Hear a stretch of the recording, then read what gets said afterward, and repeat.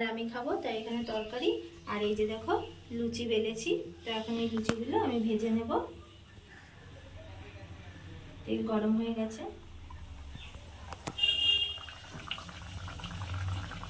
এই হচ্ছে আজকে সকালে ব্রেকফাস্ট। তো কে কে লুচি তরকারি খেতে ভালোবাসো অবশ্যই কমেন্ট করে জানিও। গরমে আর লুচি তরকারি কোনো কিছুই করতে ভালো লাগে না।